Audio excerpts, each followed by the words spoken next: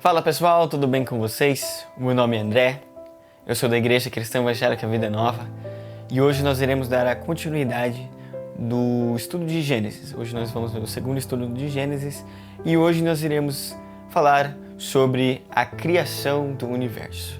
E para isso nós vamos apenas pontuar alguns pontos do criacionismo e alguns pontos do evolucionismo, que são as duas teorias que realmente as grandes teorias aí que se tem discussão até hoje, tem bastante conteúdo na internet sobre isso, tanto para o criacionismo, tanto para o evolucionismo, e são duas teorias que entram bastante em debate até nos dias de hoje, até nos dias atuais, e existem bastante pessoas que fazem doutorado, mestrado, pesquisam, realmente cientistas de grande nome, e eles discutem sobre esses temas. Então hoje nós iremos falar um pouquinho sobre, e obviamente eu não tenho o conhecimento tão grande nessa área, então o intuito nosso é aprender um pouquinho mais e também falar sobre o que nós acreditamos como cristãos. Claro que nós também vamos ver o que a Bíblia fala sobre isso,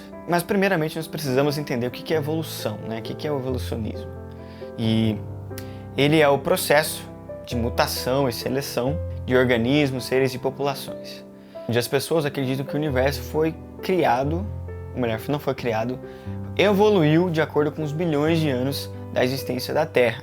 E as evoluções deram o surgimento de galáxias, estrelas e planetas. E a segunda teoria é a teoria do criacionismo, certo? Onde se acredita que Deus criou tudo de maneira única e perfeita, e quando nós viemos aqui na Terra, tudo já estava pronto, já estava perfeito, E colocando Deus como o ser mais poderoso de todos, E é um Deus que é eterno. Inclusive, uma curiosidade, é que existem pessoas do criacionismo que defendem que a Terra tem apenas em torno de 6.000 anos de idade e não bilhões de anos de idade. Então, nós iremos falar um pouquinho sobre isso. Já quero deixar bem claro que eu vou colocar um vídeo para vocês. Vou colocar um vídeo de alguns minutos para vocês e lá vão ser duas pessoas, dois doutores, que vão discutir sobre esse tema. O vídeo tem a duração completa de 50 minutos, recomendo todos assistirem 50 minutos. É um bate-papo bom, de bastante conhecimento, de bastante informação também, É muito interessante. Para mim passou muito rápido o tempo, achei muito interessante. Recomendo todos vocês a assistirem, sobre isso. Mas aqui eu quero pontuar e realmente definir o que a Bíblia fala sobre tudo isso. A Bíblia, ela testemunha e relata tudo o que Deus fez aqui na Terra. Desde a criação do mundo, relata também de como Deus ele tem controle absoluto sobre todas as coisas, independente do que nós seres humanos fazemos aqui nessa terra.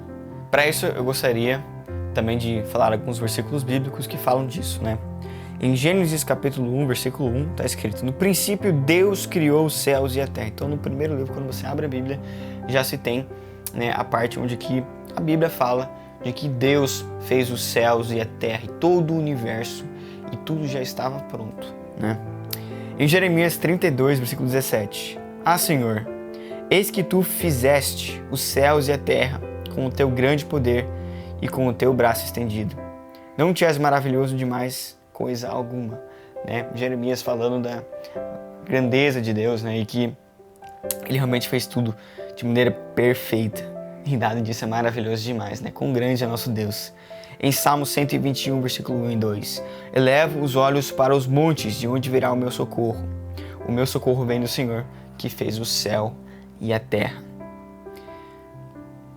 Realmente, aqui são apenas alguns textos, tem muito mais versículos que falam sobre isso, mas eu só citei esses mesmo, mas acho importante ressaltar e deixar algumas coisas muito claras, que nós como cristãos, nós acreditamos na ciência em certos pontos, com certeza. A ciência, afinal, onde nós de fato progredimos tecnologicamente, em todos os sentidos, literalmente, né? Nós temos a vacina do Covid atualmente graças à ciência, o avanço tecnológico da ciência. Então é algo extremamente bom. Nós como cristãos, nós acreditamos na ciência, né? Temos que acreditar na ciência, não é algo que não é real, é algo que é uma realidade.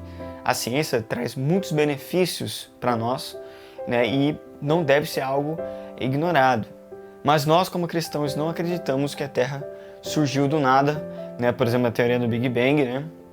Onde teve uma explosão e depois de milhares e milhares de anos, tudo foi realmente se colocando em certos lugares, as coisas foram se encaixando e do nada, né, teve água, enfim.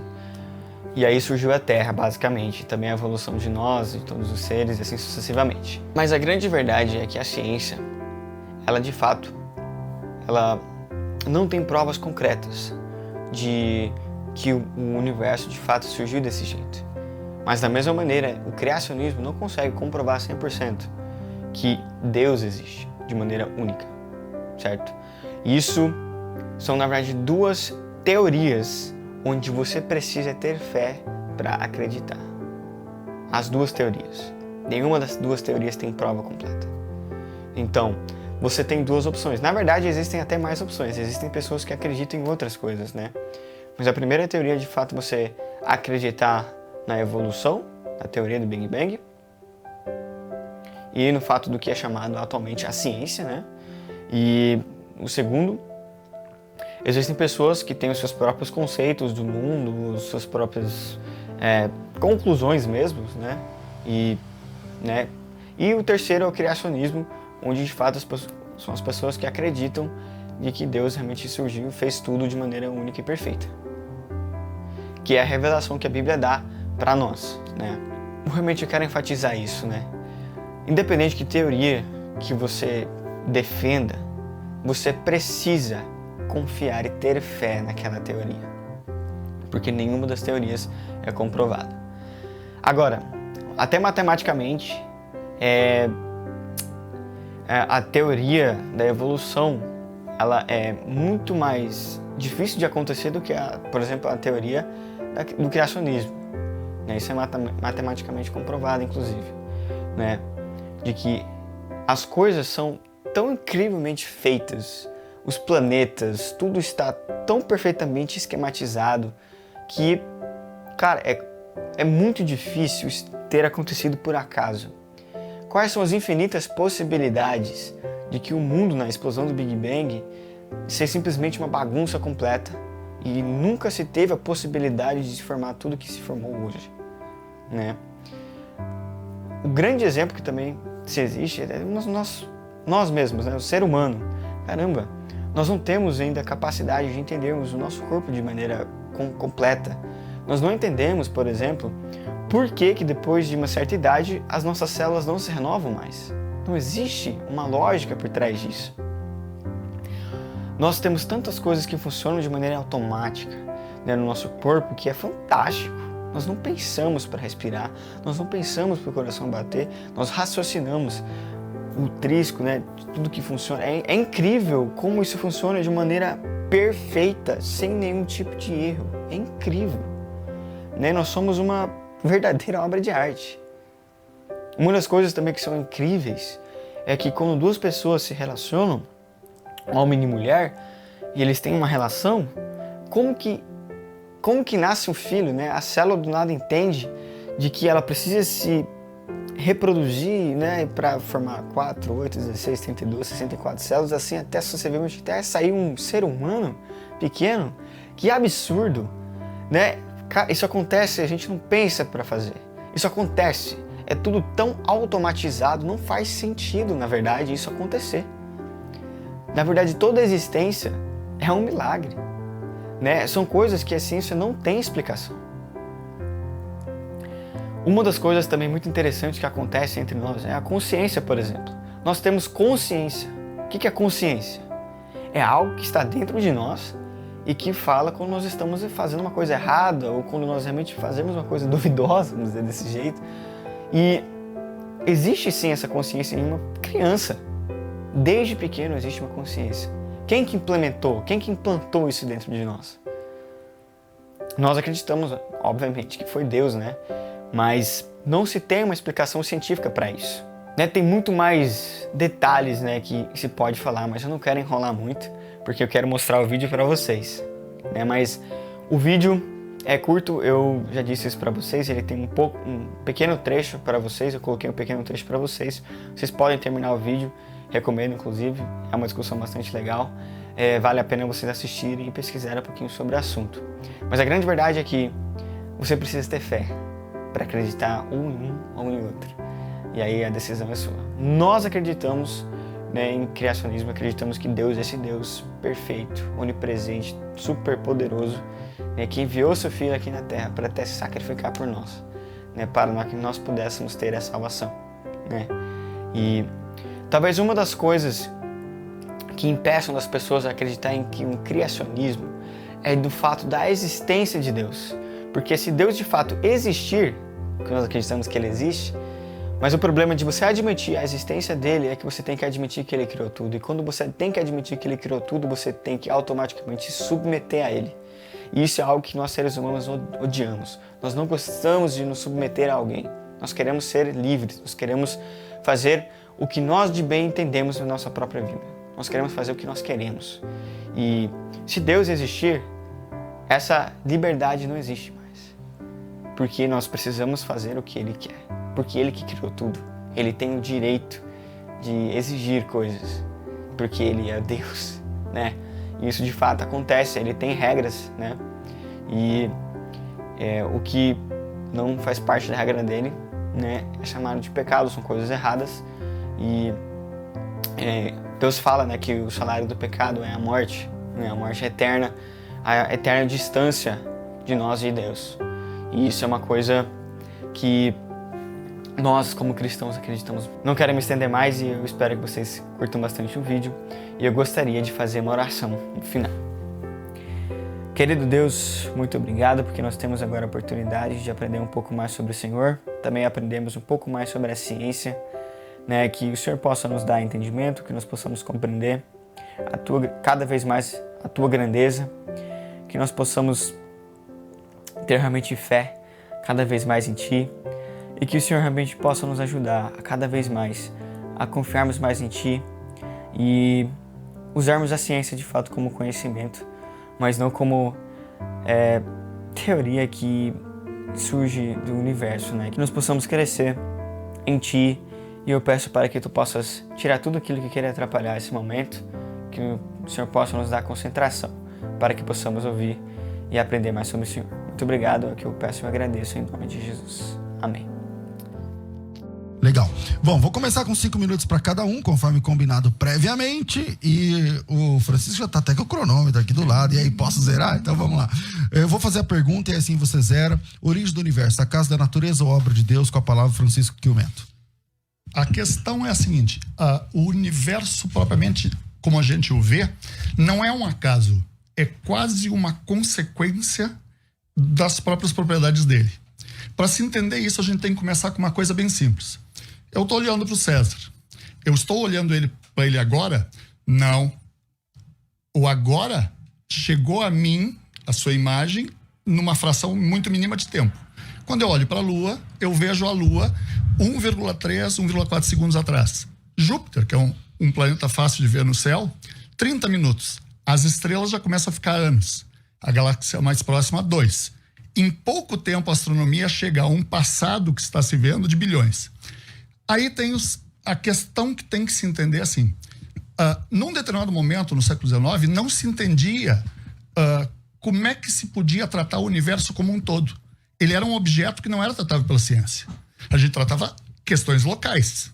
Calor, gravidade local, tal como Newton fez, o campo eletromagnético, Marcos. Quando surge a teoria da relatividade geral, em 1915, Einstein aplica a teoria da relatividade ao universo como um todo. E em pouco tempo ele percebe o seguinte: o espaço tem que estar se alterando. Não é a distância das coisas, é aquela coisa onde os corpos do universo estão.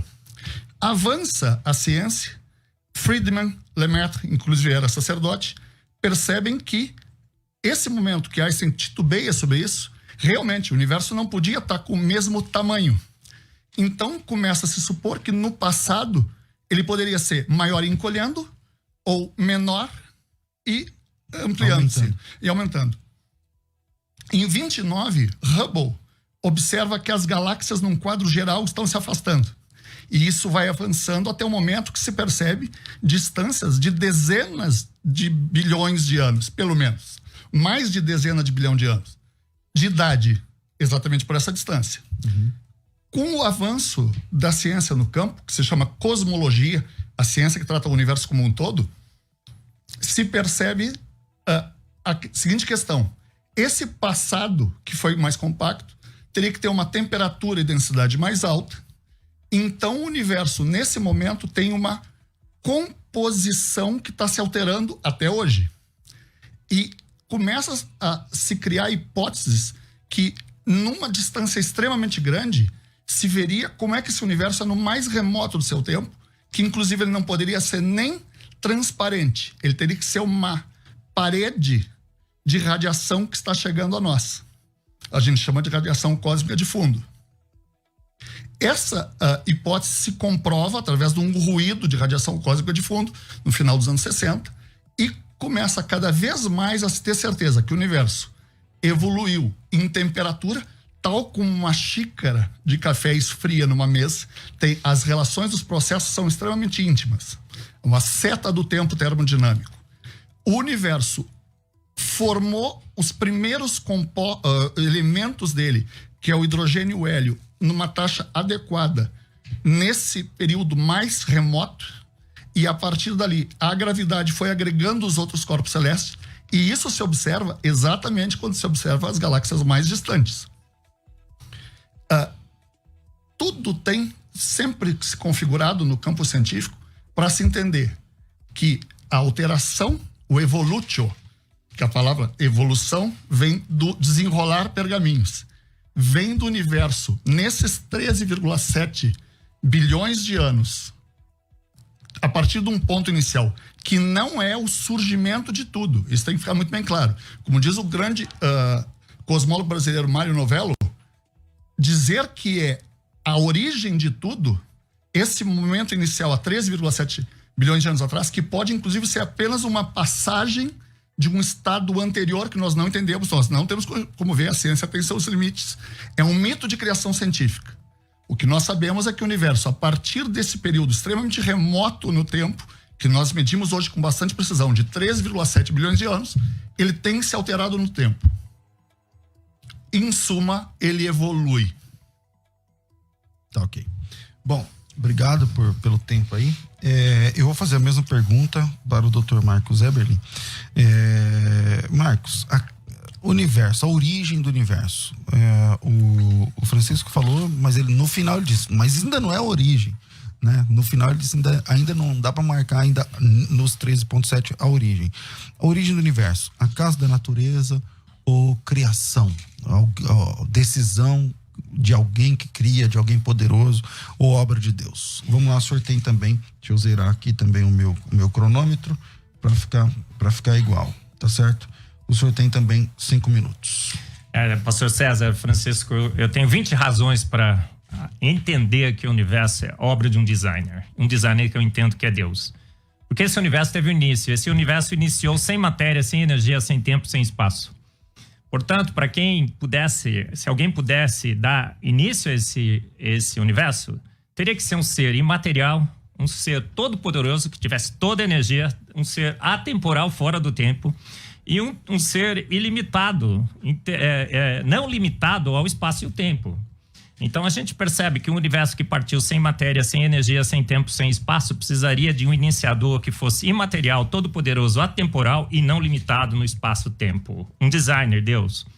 Eu acho, a segunda razão, se eu não acreditar em Deus, eu vou ter que acreditar que, então, que o nada, porque não existia nada na origem do universo, pegou o nada. Para fazer o que com esse nada? Nada. Então o nada pegou o nada, para nada, por nada, e do nada fez o tudo. Um universo magnífico, maravilhoso que nós vemos.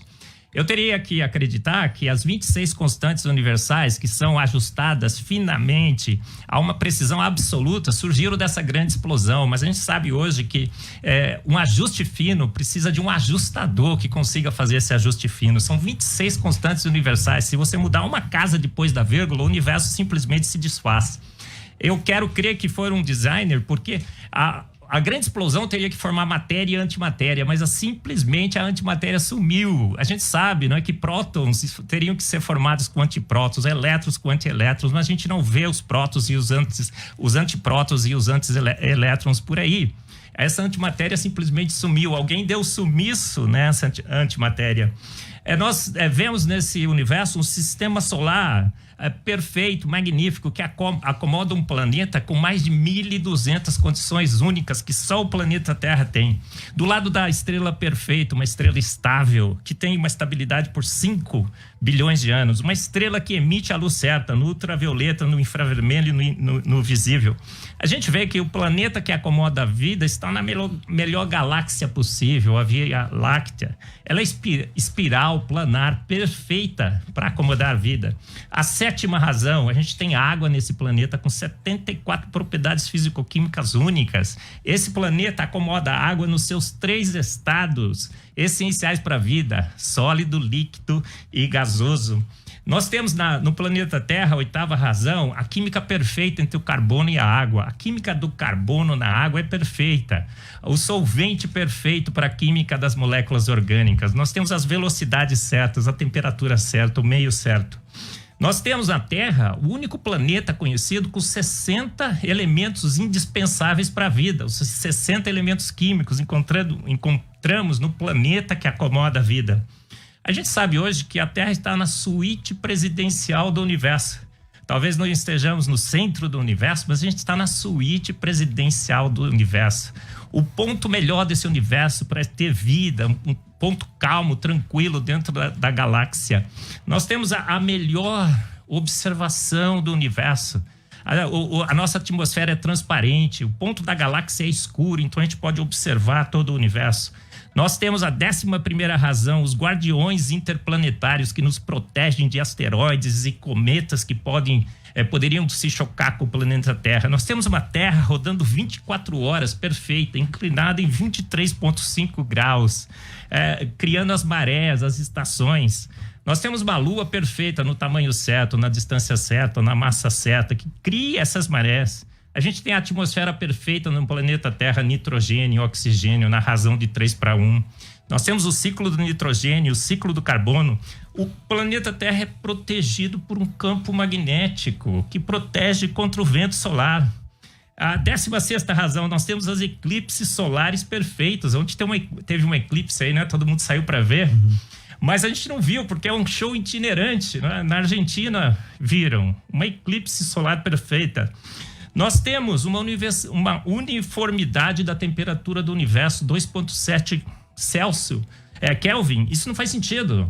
A luz não poderia ter viajado nos extremos desse universo para homogeneizar a temperatura.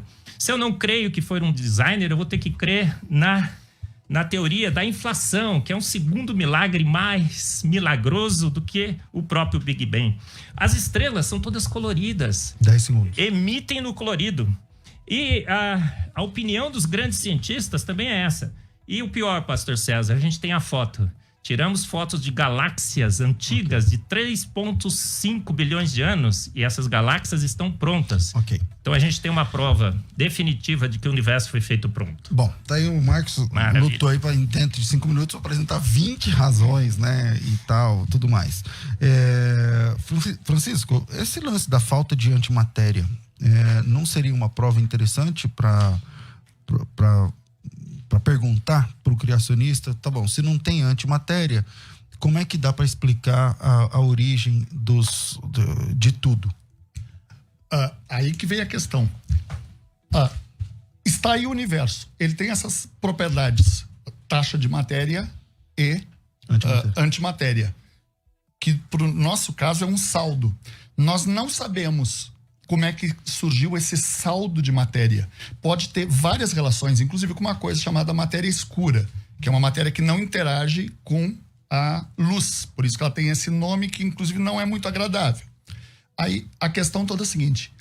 Esse é um perigo. Nós não sabemos. Eu não posso dizer que é por algum motivo. Ciência não se constrói assim. Isso a gente chama uma falácia do apelo à ignorância. Ao eu não saber, não pode ter acontecido de determinada maneira. E uma argumentação negativa quando eu digo que, ao eu não saber, eu afirmo que não pode ter sido, então tem que ter havido um agente que produza. Exato. Agora, há mistérios imensos. Por exemplo, não é só a questão da inflação na formação do universo com homogeneidade que se percebe. Pode ter havido um momento no passado, existe a hipótese, que a velocidade da luz, dado aquela densidade do passado no universo, não se comportava como ela se comporta hoje. As portas estão abertas para isso.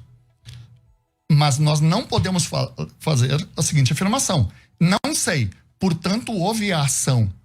Passa a ter a ideia que toda a solução passa das dúvidas humanas por dizer, alguém fez. Isso é uma afirmação perigosa em ciência. Então é melhor dizer, não sabemos, estamos pesquisando.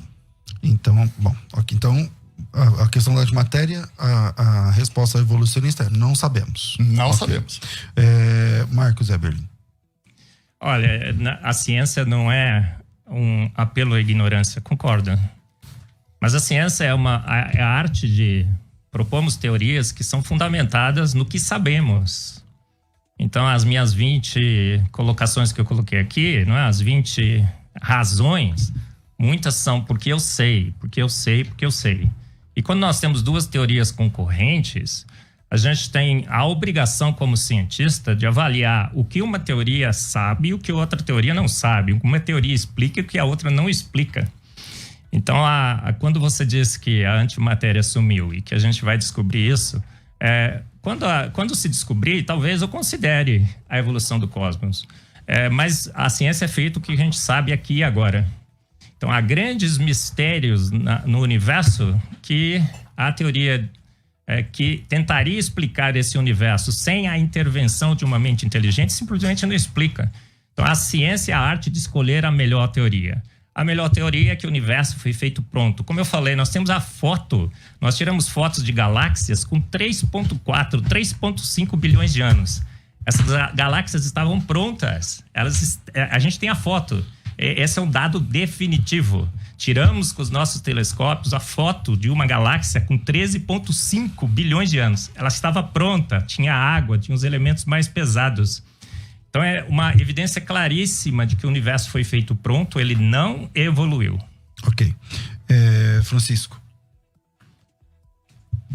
A respeito da posição dele? Sobre o que você quiser. Não, uma galáxia na faixa dos 12 bilhões de anos, ela não está pronta, tanto que existem os quásares. Está havendo a agregação, a formação, a acreção do buraco negro central, buraco negro hipermassivo dessa galáxia, que o nosso tem, só que nós não percebemos na Via Láctea, que é uma galáxia que nós vemos recentemente. Nós olhamos para o espaço e vemos a Via Láctea há poucas dezenas de milhares de anos.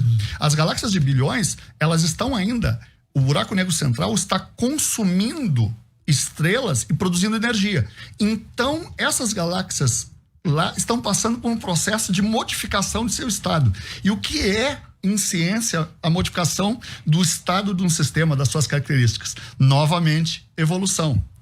Por outro lado, se isso fosse verdade, nós veríamos a 3,7 bilhões menos 380, o número é certo, vamos arredondar, 13,3, nós veríamos galáxias que estariam ainda no mesmo estado. E não, nessa distância, nesse passado profundo, nós só vemos uma barreira de radiação. Por quê? Porque não havia, a partir de um ponto, nem propriamente átomo algum. Agora, o que eu concordo, a formação de moléculas, como por exemplo a água, que é uma molécula bastante abundante no universo, só que este passado remoto, para a água, precisaria de oxigênio. O oxigênio só nasce depois dos processos estelares. Todas as observações, toda a teoria cosmológica e física profunda aplicada à coisa, determina que o oxigênio não surge nos primeiros momentos do universo. Então a composição do universo ao longo do tempo está se alterando, então ele está evoluindo em composição. Bom, primeiro eu quero agradecer porque vocês estão respeitando assim, rigorosamente o horário, isso é muito bom. Eu comecei com o Francisco 5 minutos, depois o Marcos 5 minutos, depois cada um tá falando 2 minutos, e ele começou por ele, vou terminar com você, a gente fecha esse bloco. No próximo bloco vai ser perguntas e respostas entre vocês. Marcos. Contra dados não há argumentos. A foto que foi tirada, por exemplo, da GNZ11, mostra um redshift, um deslocamento por vermelho, que eles medem por um fator Z de 2,07. Isso só bate com uma galáxia de 3 bilhões de anos após o Big Bang. Então ela não poderia estar lá. Quem fez essa medida, ele disse o seguinte: é como se a gente estivesse escavando Roma e encontrasse nos detritos da Roma moderna. Não faz o menor sentido. Então, a foto de galáxias antigas de 3,5 bilhões de anos para mim, é definitivo, é dado. Não é inferência, não é alguma coisa que a gente está propondo, a gente está vendo. Essa luz chegou aqui e nos mostrou que essa galáxia está pronta. Ela foi formada pronta com água e elementos pesados e com um deslocamento para o vermelho de 3 bilhões de anos que não poderia estar lá. Então nós temos evidências e mais evidências. A antimatéria não está aí, o planeta tem um ajuste fino espetacular de 26 constantes universais. Há toda uma evidência claríssima de que uma mente inteligente orquestrou, sincronizou e estabeleceu o universo como o vemos hoje.